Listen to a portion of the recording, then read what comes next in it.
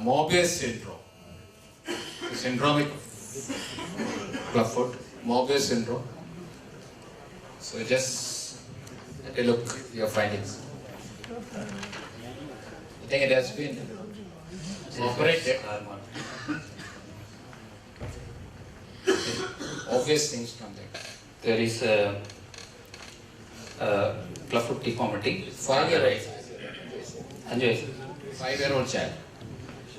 Clubfoot deformity on the right side with a scar mark on the medial aspect of the foot, as well as on the posteromedial aspect of the lower leg, healed by primary intention. Probably they are surgical scar.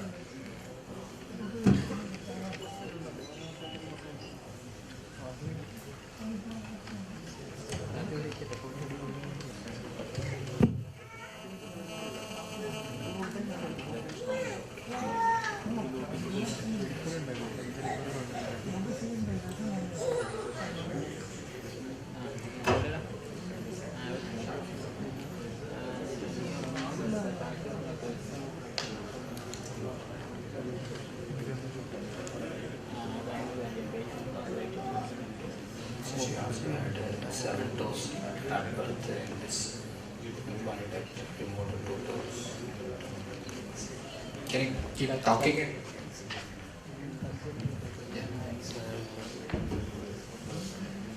Yeah, what will you do? What is your neck?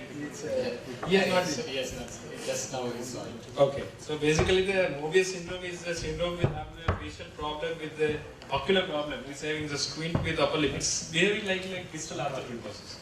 So whenever you want to have the distal arthrogryposis, you need to examine the hip, knee, shoulder, elbow and wrist.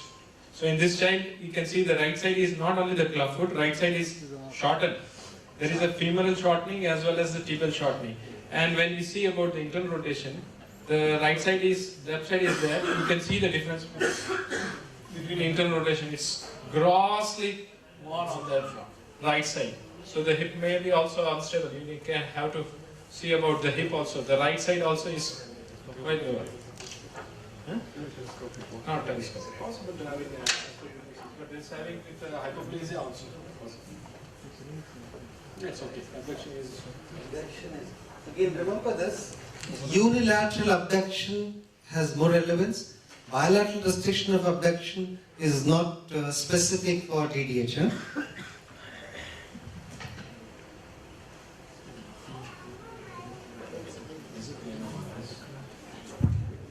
This side is planovalgus.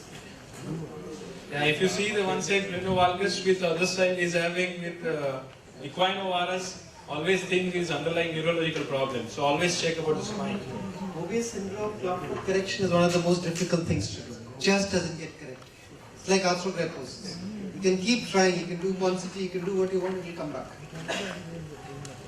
Hips radiologically examined. Yeah, and one more, this one is a skew foot. Actually, there is a hind foot valgus. This classical of the skew foot, there is a forefoot adduction.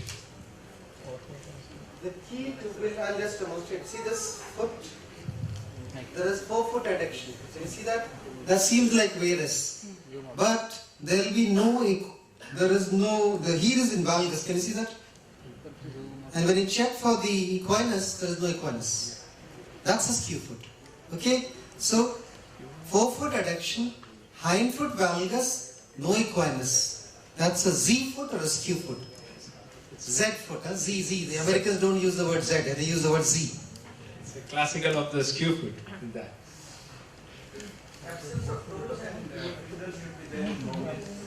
So not always. Not always. Not always would be there in this. The more popularly have the facial problem with the distal. Yeah, facial and ocular. Okay, and another for the management point of view in the clubfoot, it is very. I was checking for hypertelorism. Just wanted to demonstrate that it is not there visibly. It's not there. The way to check for that is you look at the palpebral fissure and measure from the medial canthus to the lateral palpebral fissure, just there. That distance will be precisely the same as the distance between these two eyes here. No, exactly the same. So you can measure it, and if it is the same, there is no hypertelorism. If the distance is wider than the palpebral fascia, there is hypertelorism. So when you want to look at syndromic children, there is wide set eyes. So those are all part of syndromes, no? So you can exclude those by looking at that. Yeah. Not at present, yeah, no. No, there's no constriction bands.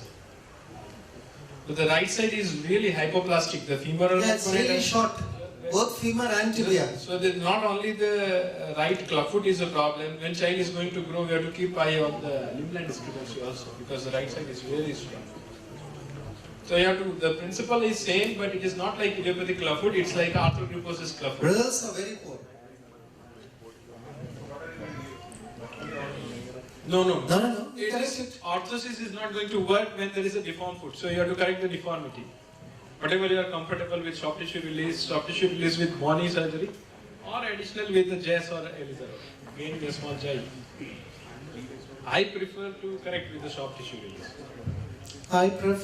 These days I prefer Jess. Anything which requires recurrent surgeries, because even with Jess, you will need a repeat Jess later on as the child grows older. So I prefer to use closed procedures, Jess definitely, differential distraction in most of these cases. Yeah, because the more you use an open surgical intervention, the more the chances the feet will get stiffer. So at the end of it, you want the deformity to be corrected. Not only you want a plantigrade foot, but you want a supple foot. Thank you. So for that sake, you would probably defer as much, reduce the number of surgeries, and if at all do less surgeries, probably external fixator. At least I would think. I prefer differential distraction. Over the years, that is what I prefer. But only one problem in the differential distraction, the inversion is to be deal very well with where you are going to put the hinge. So it is very important that. That's the problem with Ilizarov. Yeah. With Jess, it is a non-specific distraction. So It's an unconstrained. It's an unconstrained model, and you can do it very safely. So for the average orthopedic surgeon, Jess is far better. For the top brand orthopedic surgeon, highly skilled, Ilizarov. You have to be precise about the axis and the hinges.